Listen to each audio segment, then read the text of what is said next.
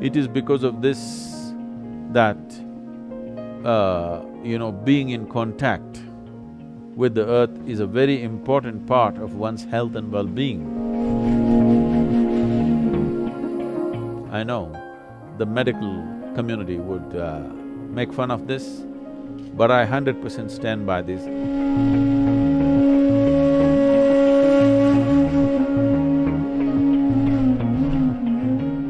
Does the specific place where someone grows up influence them? Is that why they tell us to eat the local food?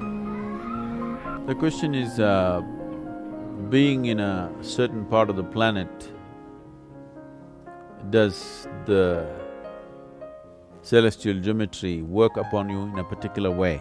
The nature of the larger human system or the deeper human system, how it functions,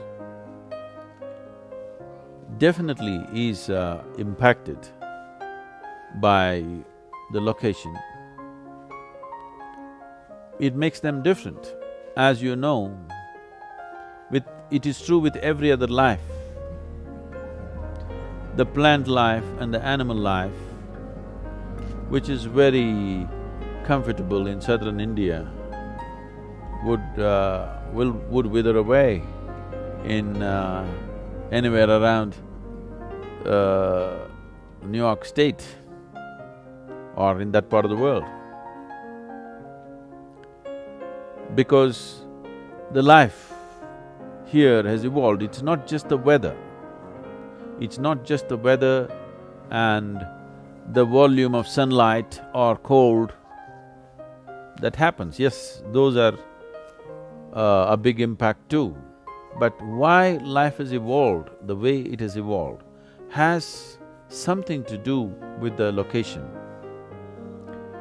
It is a fact, anthropologically recognized fact, that a certain race of people, when they migrated from one geographic location to an entirely different geographic location, many racial features in their physiology will slowly change, and over a period of time, there is a distinct change to a point where you could not recognize how they were at a certain time.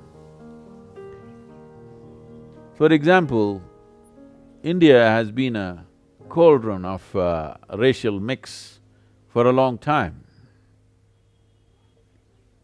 But you will see how being at this location on the planet,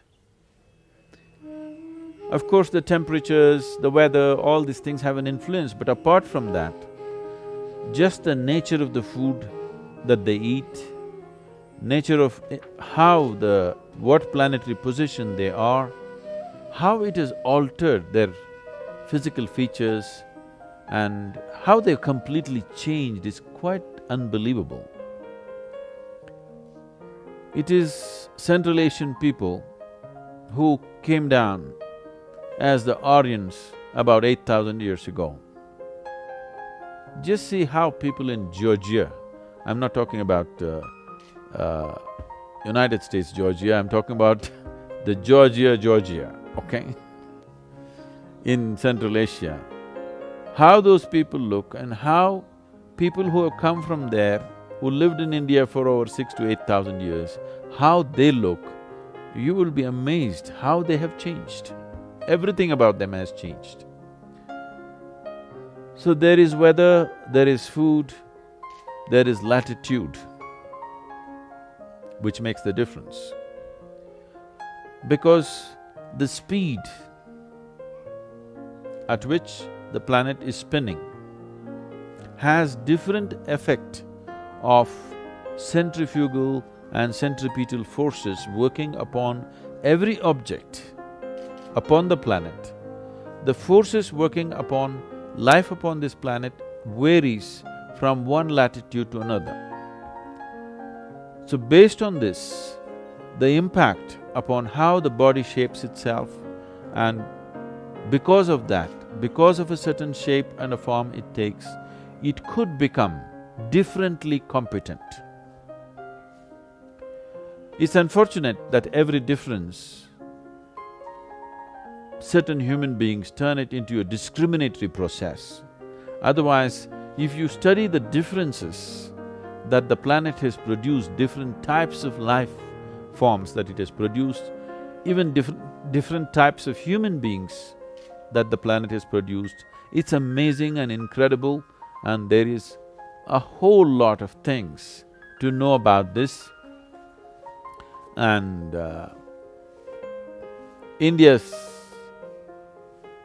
latitude and longitude largely makes them inward focused than outward. This does not mean others cannot do this, everybody can do this.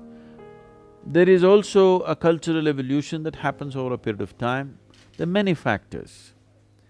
But definitely, being in different parts of the world, the body becomes competent.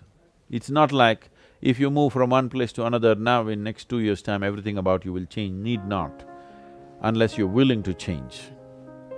You could resist that, but changes will happen in spite of your resistance even in your own lifetime, just because geographically you're located in a completely different space.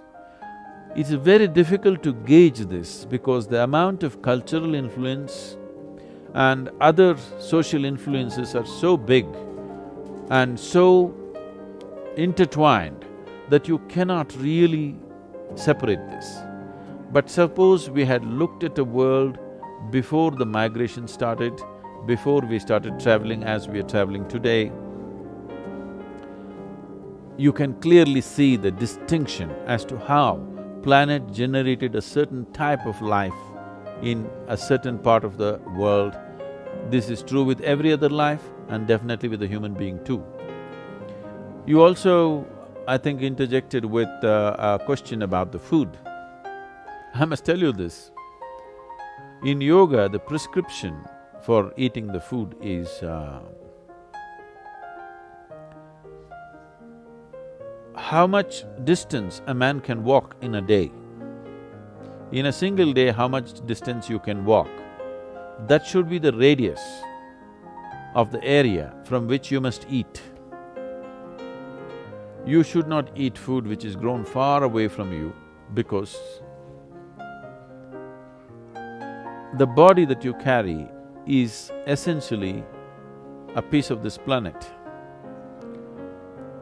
If it is a piece of this planet, if you're eating food from that specific area and you're living on that area, there is a constant interaction between your body.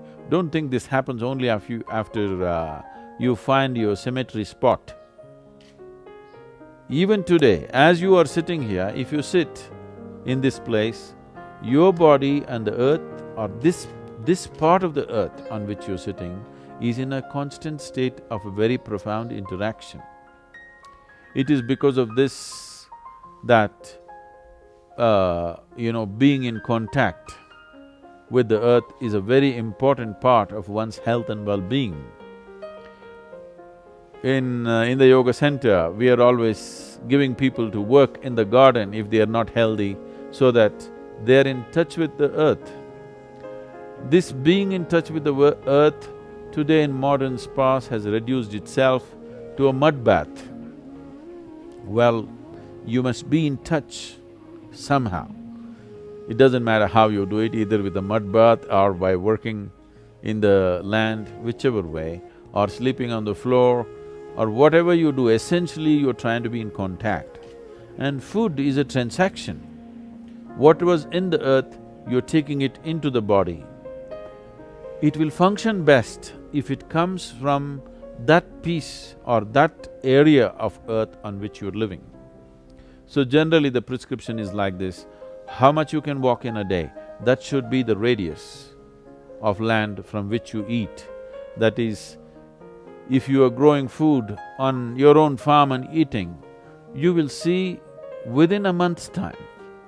Suppose you live on a patch of land, grow your own food and eat, within a month's time you will see a very distinct change in the healthfulness of your body. I would say, if this one thing, this one simple thing is done, I think we can bring down the incidence of cancer on this planet by 50 to 60%. I would stand by this. I know the medical community would make fun of this, but I 100% stand by this. At least 50% of the incidence of cancer could be brought down if we are in touch with the earth that we are living upon, and the food comes from the area in which you live, not from somewhere else. Right now, if I go for breakfast in this hotel, probably the fruit comes from New Zealand. They told me the fish comes from Vietnam, and I don't know what else comes from where. So, just because we are able to transport things around and there are supermarkets which can sell the world to you, we are doing this more for pleasure, not for well-being.